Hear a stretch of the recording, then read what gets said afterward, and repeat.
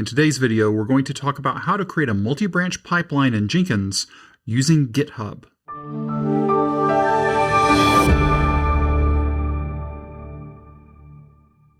Are you new here? If you are, welcome. And if you are new here, you don't know who I am. My name is Darren Pope, and I'm a developer advocate for CloudBees.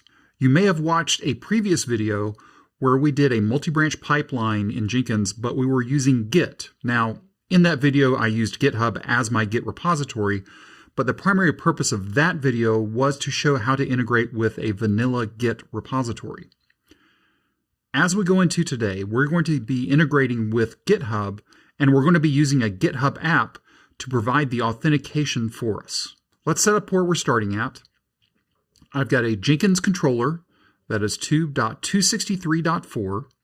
I've got an agent connected to that controller with a label of Linux. And finally, I have a tunnel set up via ngrok so I can send my webhooks from GitHub into my Jenkins controller. For our application today, we are using the multi-branch sample app repository, and that will be feeding our multi-branch job. To start with, we're going to be creating our GitHub app. We'll be leveraging that GitHub app within our Jenkins controller to be able to do our authentication. The step-by-step instructions for this are included in the CloudBees documentation. A link to that documentation is included down in the description. Okay, let's get started on setting up this GitHub app. Let's go over here in GitHub. I'm going to go over to my profile. I'm going to go down to settings, and I'm going to open it in a new tab. Okay, well, let's go to this new tab. Cool. Let's go ahead and scroll down to developer settings. And here is GitHub apps. Now, currently we don't have one set up. Let's click on new GitHub app. You may have to enter your password. Okay, here we go. Let's give it a name. And this name is just a name. We will reference it when we set up our credentials over in our Jenkins controller, but it's just a name. But just for consistency, I'm going to say Jenkins Darren Pope. That just tells me, okay, hey, this app is for Jenkins, and I'm mapping it for my Darren Pope organization within GitHub. Okay, we don't need to fill out a homepage URL. We don't need to fill out a callback URL. We don't need to do setup, but we do need to add in a webhook. Now, if you're not using webhooks, you don't have to do this, but because I want to use a webhook so we can see how other things work, I'm going to enter one in here. So let me grab my webhook URL. And this is my current ngrok tunnel URL. So I'm going to be sending it to internally. My Jenkins is Jenkins 8080. But this ngrok tunnel is forwarding to that Jenkins 8080 port. And then we also have to pass in /github-webhook. Don't forget this trailing slash. I was wrong. You don't have to specify a homepage URL, but I'm going to, and mine's actually going to be super lazy. I'm just going to make it just my homepage on GitHub. Okay, so we filled out 3 things so far. GitHub app name. I gave it a slugified name. You can give it a human readable name if you want to. Homepage URL. And I've also included a webhook that I'm going to use. Now for the webhook, I'm also going to leave the enable SSL verification turned on. Okay, now we need to get into repository permissions. If you don't follow this as I'm going through the video, refer to the documentation and it will walk you through each one of these things that you need to set. Okay, so for administration, I need to set to read only. For checks, I'm going to do read and write. For contents, I'm going to do read only. For metadata, I am doing read only, which was already set for me. Pull requests, I am doing read only. Commit statuses, which should be right here. Commit statuses are read and write. Scroll down a little bit. And then optionally, you could set webhooks. Now, since I am not going to have my Jenkins controller manage webhooks for me, I'm not going to set the webhooks.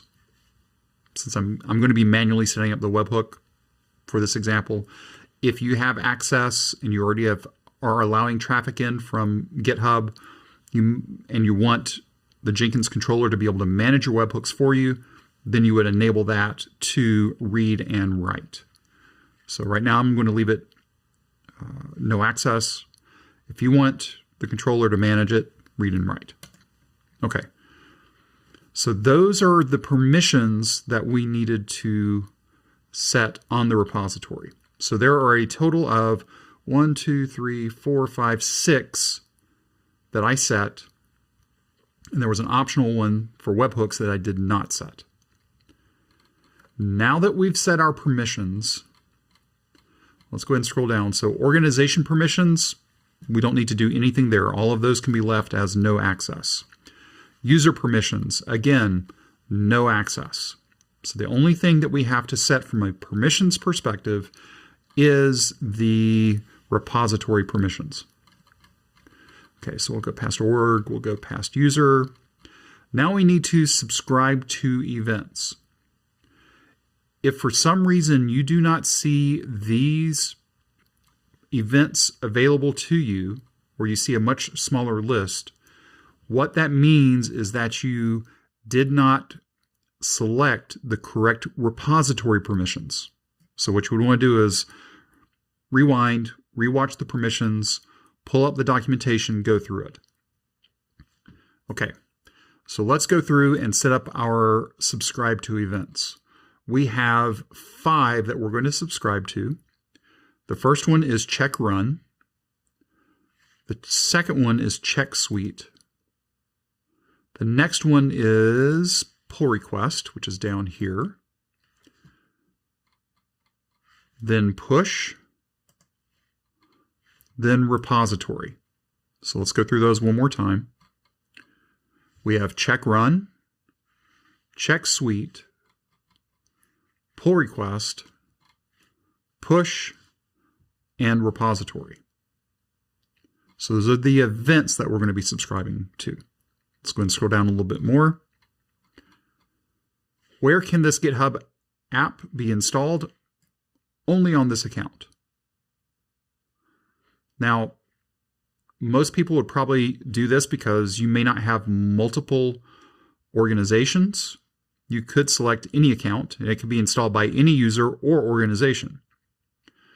But I don't need that much exposure, so let's say only on this account. Okay, so let's go ahead and create this GitHub app. Now we are landed. If you take a look at the breadcrumb, you can see where we're at. So we're in settings, developer settings, GitHub apps, and this is basically the detail page for the GitHub app, Jenkins-Darren Pope. Now, what we need to do here is we need to generate a private key. And what you need to do that is you'll scroll to the bottom of this page. This is the detail page. Keep going, keep going, keep going. And here you would generate a private key. And then it says, oh, hey, why don't we go ahead and save this? So you need to save this file. So I'm going to save it locally. And then once you have saved it, you still need to do one more thing. And the details for this are in the documentation, so you need to go refer to that. Okay, so let's take a look at the key. So there is the key that we downloaded. What we need to do is we need to change this into a different format. And again, this is in the documentation. So I'm going to say OpenSSL, all the different options. The in is going to be the file that I just downloaded. And then the out, I'm going to give it a different name. And then I need to give it one more option, no crypt. So now I can see that I have a converted GitHub App PIM that was just generated. And we are going to use the contents of that newly created private key, the converted GitHub App key. We're going to use that value inside of our credential in a few moments. Before we leave GitHub, we need to install this GitHub app into our organization. So right now we are still on our detail page for the GitHub app, Jenkins-Darren Pope. So from here, we're going to click on Install App. And you'll see that you'll have your organization here, or you may have a list of organizations. So I'm going to click on Install where I want it installed. And for me, I'm only going to install it. I could do it for all repositories. But from a security perspective, I may not want that app to apply to all repositories because maybe my organization is not set up in a very nice and clean way, much like my personal organization isn't set up in a nice and clean way. So I only want to select a specific repository, and it's going to be the one that we're using today, which is Multibranch Sample App. And then it shows us the permissions. Those were the permissions that we gave the repository during our setup of the app, and click on Install. Okay. So now it dropped us back out to our profile page. Excuse me, that's not true. Yeah, it is. So we're back in our top of our profile page, and it shows the app being set up here and the repository that it has access to. If you needed to add in other repositories in the future, you could just come here and add them or remove them depending on what you're needing to do. Okay, so now that we have our GitHub app set up, we're going to go over to our Jenkins controller and set up the credentials for the GitHub app. So it's actually pretty simple. We'll just go over here to our dashboard, click on Manage Jenkins, go to Manage Credentials, click on Global, click on Add Credentials. The kind that we're going to use is GitHub App. For the ID, I'm just going to give it the same name as what my GitHub app is, just so I can look at things and understand it. The app ID. This is where you're going to have to go back over to GitHub. We need to go to the details page of our app. So we'll click on Developer Settings. We're going to click on Jenkins-Darren Pope. And we want to get the app ID right here from the top. So in my case, it is 102105. So I'll copy that, paste that in here. And then the key is the secret key that we generated, but not just the one that we generated, but the one that we actually converted.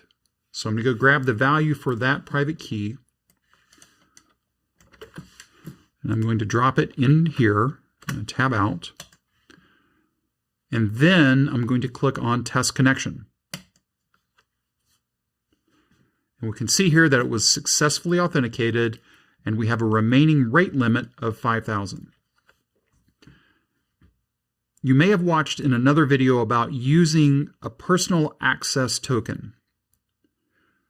Go read the documentation that's down in the description, and it will give you the reason why a personal access token may not be the best choice for your scenario. Today, at the time of this recording, using a GitHub app is going to be the best solution for you.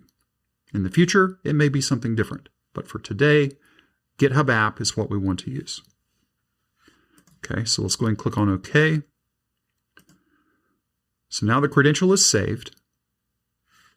Let's click back over to Dashboard.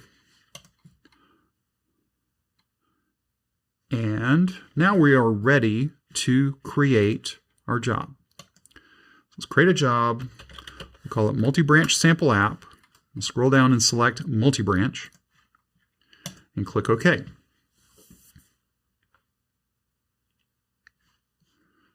We'll go under branch sources. We'll select GitHub. We're going to select our credentials that are the credentials for our GitHub app. We can see that GitHub app verified, remaining rate limit 5,000. We're going to grab our HTTPS URL. Let me copy that. I'm going to click on Validate. Credentials OK, connected to app. And that's all that we're going to do right now. So credentials, give it a URL, no other changes, just click on Save. As it scans, it found one branch. If we take a look back at the job, there are no branches found because, if you remember, we do not have a Jenkins file in the root of our repository. Looking back at our job configuration, our build configuration is by Jenkinsfile, and it was looking for a file named Jenkinsfile. Since we didn't have one, it didn't find the branch. So what we want to do now is create a Jenkins file in our repository.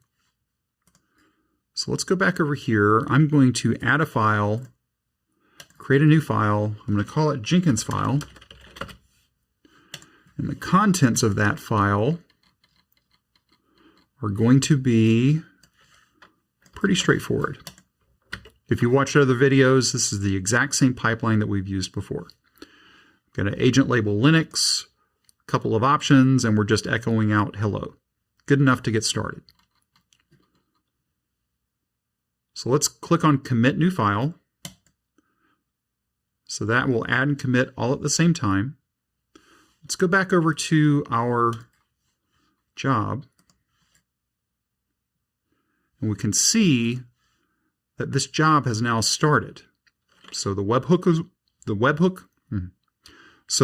was received and it's being processed.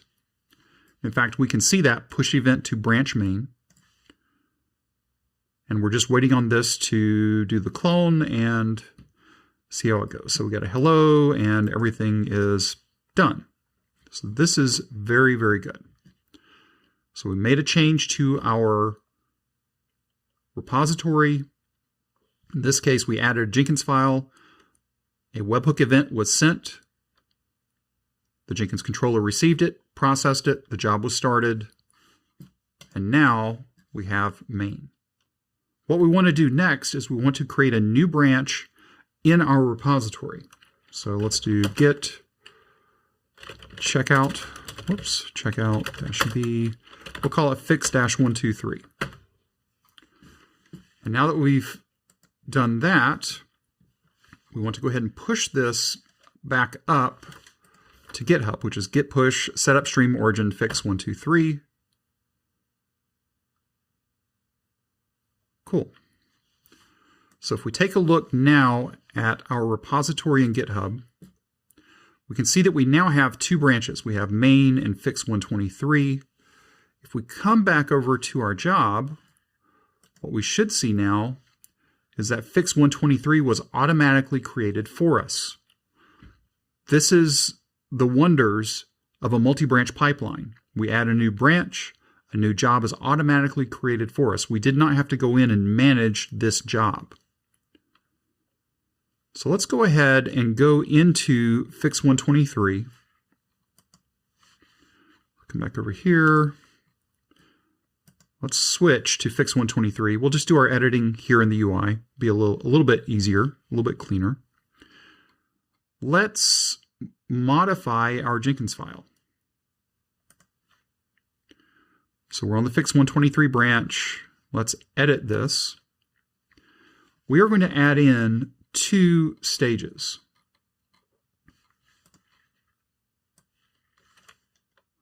We're going to add in a stage that is meant to only be run when we are on a fix dash branch. And not too surprising, we're adding in a stage to be able to handle PR branches. Let's click on Save. Now, let's get rid of the empty space first.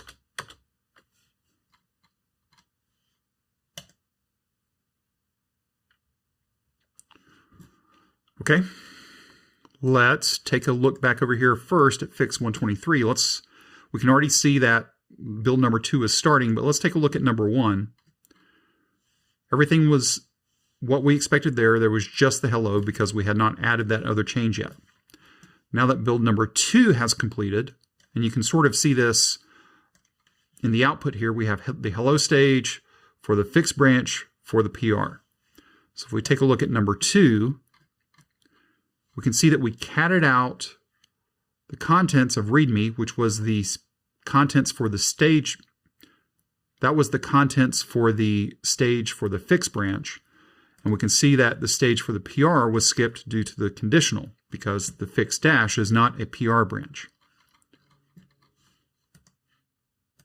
So far we have a main branch, a fix branch, and nothing currently in pull requests.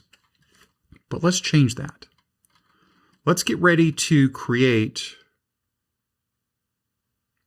a PR. So what we're going to do is go back over here to Multibranch. Fix 123 had recent pushes a minute ago. So let's compare the pull request. We'll do a compare and set it up. So fix into main. We updated the Jenkins file, and these are the 2 stages that we added. One for the fix, one for the PR. Let's go ahead and click on Create Pull Request.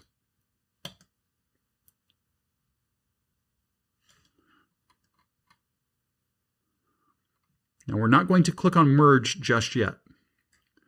Let's go back over and see what this looks like. Let's refresh this page.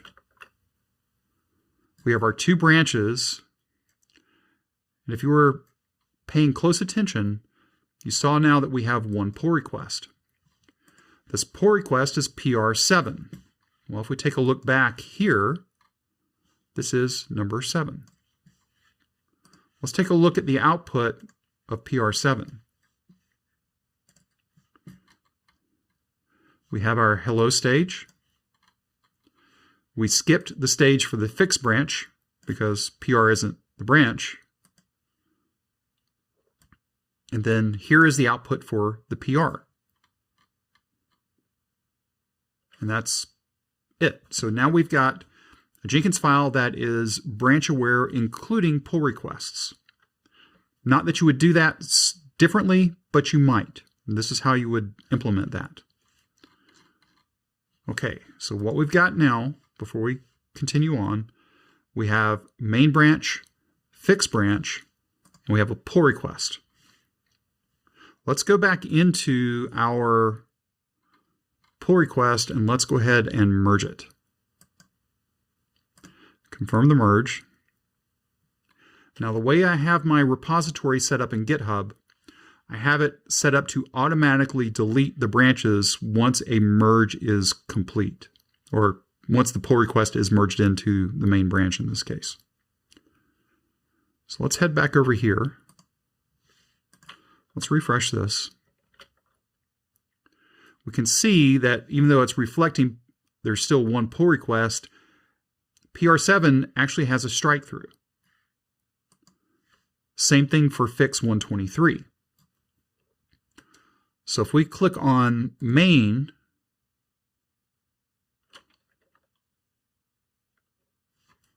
we can see here that we have hello, we've skipped the fix branch, and we've skipped the PR branch due to these conditionals. So now everything has been merged up into our main branch. If I wanted to force everything that is struck through, and what the strike through means is these will be garbage collected, we'll say. What this means is that these branches and the PRs will be deleted the next time a scan occurs. Now, We're not going to wait for that scan to happen. We're just going to click on Scan Repository now. And it's done. So if I click on Multibranch Sample App here again, you'll see that we only have main and we have no pull request left in the queue. So that is it. When using a multi-branch job, when you're connecting to GitHub, you will want to use a GitHub app to take care of your authentication.